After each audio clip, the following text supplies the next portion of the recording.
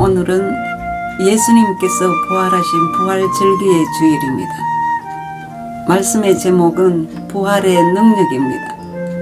본문 말씀은 고린도전서 15장 12절에서 17절 말씀입니다. 보겠습니다. 그리스도께서 죽은 자 가운데서 다시 살아나셨다 전파되었거늘 너희 중에서 어떤 사람들은 어찌하여 죽은 자 가운데서 부활이 없다 하느냐. 만일 죽은 자의 부활이 없으면 그리스도도 다시 살아나지 못하셨으리라. 그리스도께서 만일 다시 살아나지 못하셨으면 우리가 전파하는 것도 헛것이요 또 너희 믿음도 헛것이며 또 우리가 하나님의 거짓 정인으로 발견되리니 우리가 하나님이 그리스도를 다시 살리셨다고 증언하였음이라. 만일 죽은 자가 다시 살아나는 일이 없으면 하나님이 그리스도를 다시 살리지 아니하셨으리라. 만일 죽은 자가 다시 살아나는 일이 없으면 그리스도도 다시 살아나신 일이 없을 터이요 그리스도께서 다시 살아나신 일이 없으면 너희의 믿음도 헛되고 너희가 여전히 죄 가운데 있을 것이요 라고 기록되어 있습니다. 육신은 한번 죽으면 세상에서 끝나게 됩니다. 성경은 우리가 예수님을 믿으면 죽어야 한다고 말합니다. 왜냐하면 죽어야 부활하고 죽으면 하나님 나라의 새로운 삶이 시작되기 때문입니다. 우리가 아무리 신앙생활을 잘해도 부활이 없으면 아무런 유익이 없습니다. 그런데 문제는 우리는 부활하면 다시 살아난다는 것밖에 모르고 있다는 것입니다. 부활은 내 안에 심령의 천국이 세워지는 것이고 부활은 이 땅에서 비로소 천국의 축복을 누리는 시작입니다. 믿으십니까? 요즘 세상에서 가장 힘있는 것이 무엇인가 물어보면 돈, 권력, 정보, 재능, 기술 등이라 말할 수 있습니다. 성도들에 있어서 가장 큰 힘은 부활의 힘입니다. 힘의 시작은 믿음에서 출발하여 부활에서 완성을 이룹니다.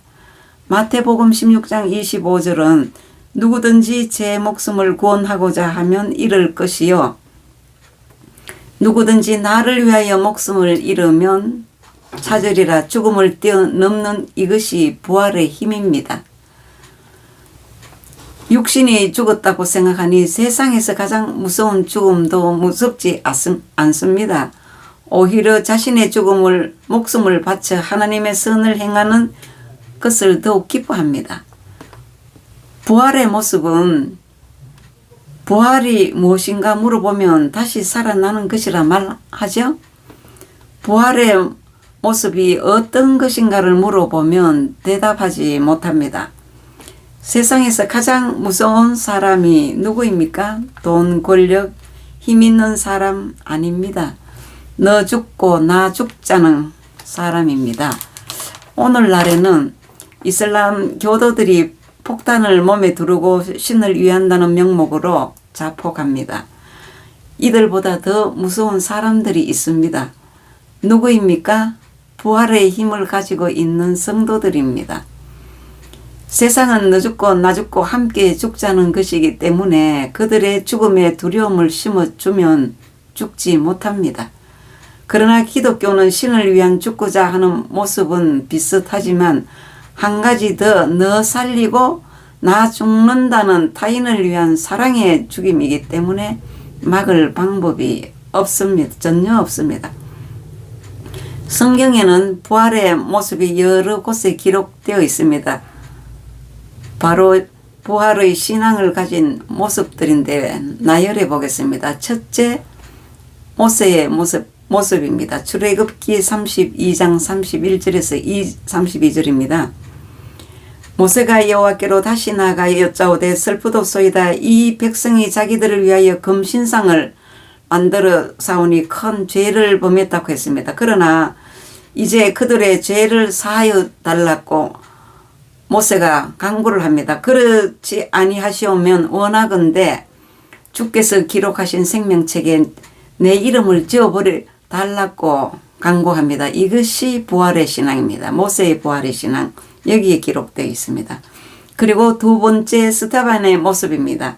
사도행전 7장 59절에서 60절입니다. 그들이 돌로 스데반을 치니 스데반이 부르짖어 이르되 주 예수여 내 영혼을 받으시옵소서 하고 60절 무릎을 꿇고 크게 불러 이르되 주여 이 죄를 그들에게 돌리지 마옵소서 이 말을 하고 떠났습니다. 돌로 쳐 죽이도 하나님께서 저들을 사하여 달라는 그런 부활의 신앙을 가진 스데반의 모습을 우리가 읽었습니다. 그리고 사도 바울입니다. 사도 바울의 모습은 로마서 9장 3절입니다. 나의 형제 곧 골육의 친척을 위하여 내 자신이 저주를 받아 그리스도에게서 끊어질지라도 원하는 바라. 이런 모습들이 부활의 신앙입니다. 그리고 부활의 힘의 실체는 바울은 부활의 완성된 모습을 고린도전서 13장에 담고 있습니다. 고린도전서 13장 1절에서 읽겠습니다. 내가 사람의 방언과 천사의 말을 할지라도 사랑이 없으면 소리나는 구리와 울리는 꽹과리가 되고 내가 예언하는 능력이 있어 모든 비밀과 모든 지식을 알고 또 산을 옮길 만한 모든 믿음이 있을지라도 사랑이 없으면 내가 아무것도 아니요 내가 내게 있는 모든 것으로 구제하고 또 내 몸을 불사르게 내줄지라도 사랑이 없으면 아무 유익이 없느니라. 사랑은 오래 참고 사랑은 온유하며 사랑 시기하지 아니하며 사랑은 자랑하지 아니하며 교만하지 아니하며 무례히 행하지 아니하며 자기의 유익을 구하지 아니하며 성내지 아니하며 악한 것을 생각하지 아니하며 불의를 기뻐하지 아니하며 진리와 함께 기뻐하고 모든 것을 참으며 모든 것을 믿으며 모든 것을 바라며 모든 것을 견딘다고 했습니다. 부활의 모습의 완성은 지금 고린도전서 3장 1절에서 7절까지 말씀을 보게 되면은 사랑입니다. 완성은 사랑입니다. 로마서 13장 10절은 사랑은 이웃에게 악을 행하지 아니하나니 그러므로 사랑은 율법의 완성이니라고 했습니다. 고린도전서 13장 13절은 그런즉 믿음, 소망, 사랑 이 세 가지는 항상 있을 것인데 그 중에 제일은 사랑이라. 바울은 사랑의 모습을 역으로 설명합니다. 방언, 천사의 말, 예언, 지식, 구제가 어찌 아름답지 않겠습니까? 그럼에도 불구하고 바울이 사랑이 없으면 아무 유익이 없다고 선언하면서 그 이유를 함께 설명합니다. 고린도전서 13장 1절 내가 사람의 방언과 천사의 말을 할지라도 사랑이 없으면 소리나는 구리와 울리는 꽹과리가 된다고 했습니다. 이것은 교만하고 무례히 하는 말은 이웃에게 유익이 없다는 뜻입니다. 내가 예언하는 능력이 있어 모든 비밀과 모든 지식을 알고 또 산을 옮길 만한 모든 믿음이 있을지라도 사랑이 없으면 내가 아무것도 아니라고 했습니다. 그것은 자기를 드러내고 자랑하기 위한 예언과 지식은 이웃에게 유익이 없다는 뜻입니다. 3절입니다. 내가 내게 있는 모든 것으로 구제하고 또 내 몸을 불사르게 내줄지라도 사랑이 없으면 내게 아무 유익이 없느니라. 는 것은 자기의 유익을 위해 하는 구제는 이웃에게 유익이 없다는 뜻입니다. 마태복음 6장 2절은 그러므로 구제할 때에 외식하는 자가 사람에게서 영광을 받으려고 회당과 거리에서 하는 것 같이 너희 앞에 나팔을 불지 말라. 진실로 너희에게 이르노니 그들은 자기 상을 이미 받았다고 했습니다. 5절입니다. 또 너희는 기도할 때에 외식하는 자와 같이 하지 말라. 그들은 사람에게 보이려고 회당과 큰 거리 어귀에 서서 기도하기를 좋아하느니라. 내가 진실로 너희에게 이르노니 그들은 자기 상을 이미 받았느니라고 성경은 기록하고 있습니다. 부활은 육신이 죽은 것을 말하는데 육신을 위해 행해지는 것들은 부활의 성도의 모습이 아닙니다. 바울은 부활의 성도의 모습으로 하지 않는 것 10가지, 하는 것 5가지를 말합니다. 고린도전서 13장 아니 하는 것 10가지, 하는 것 5가지를 보자면 13장 4절에서 7절까지 기록이 되어 있는 것을 다시 한번 나열하겠습니다. 사랑은 오래 참고 사랑은 온유하며 시기하지 아니하며 사랑은 자랑하지 아니하며 교만하지 아니하며 무례히 행하지 아니하며 자기의 유익을 구하지 아니하며 썩내지 아니하며 악한 것을 생각하지 아니하며 불의를 기뻐하지 아니하며가 10가지고요. 하라는 것은 진리와 함께 기뻐하고 모든 것을 참으라 했고 모든 것을 믿으라 했고 모든 것을 바라고 모든 것을 견디라는 것은 하라고 했습니다. 우리가 성경을 이렇게 잘 알고 있다면 정말 지키기가 너무나 쉽게 될 것이죠. 부활의 모습은 예수님께서 우리에게 모든 것을 주셨듯이 항상 이웃의 유익을 위한 생각과 삶을 가지고 살아가는 것입니다. 그리고 아담이 처음 창조되었을 때는 오단불 없었고 무엇을 담을 그릇이나 수저 하나 없었습니다. 그럼에도 불구하고 하나님께 감사하였으며 자신이 가진 모든 것을 다 나누어 주었습니다. 그러나 마귀가 뱀을 통해 아담 마음에 죄의 씨를 심어 놓은 후부터 미움, 원망, 도둑질, 살기, 거짓말, 오직 자신만을 위한 삶으로 변질되어 갔습니다. 창세기 3장 11절입니다. 이르시되 누가 너의 벗었음을 네게 알렸느냐? 내가 너게 먹지 말라 명한 그 나무 열매를 네가 먹었느냐? 아담이 이르되 하나님이 주셔서 나와 함께 있게 하신 여자 그가 그 나무 열매를 내게 주므로 내가 먹었나이다 라고 사실 변명 아닌 변명을 하고 있는 모습이죠.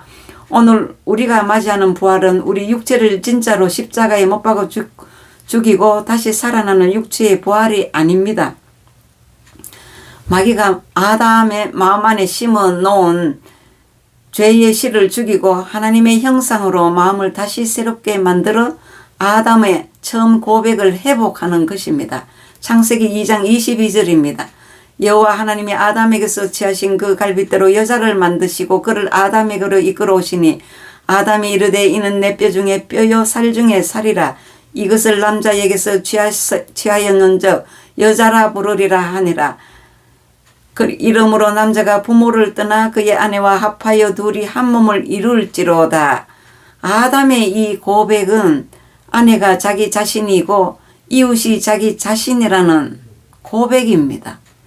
로마서 13장 9절입니다. 간음하지 말라, 살인하지 말라, 도둑질하지 말라, 탐내지 말라 한 것과 그 외에 다른 계명이 있을지라도 내 이웃을 네 자신과 같이 사랑하라 하신 그 말씀 가운데 다 들어 있습니다. 우리는 완전하지 못합니다. 그러나 주님과 함께 부활에 동참하는 성도들의 모습에서는 바울이 말하는 사랑의 모습이 싹이 트고 그 모습이 자라나게 됩니다. 봄에 싹이 트고 꽃이 피어나듯이 사랑의 싹을 피우고 꽃을 피워 주님의 부활에 동참하여 주님께 영광을 돌리는 성도들이 되시기를 예수님 이름으로 축원합니다. 감사합니다.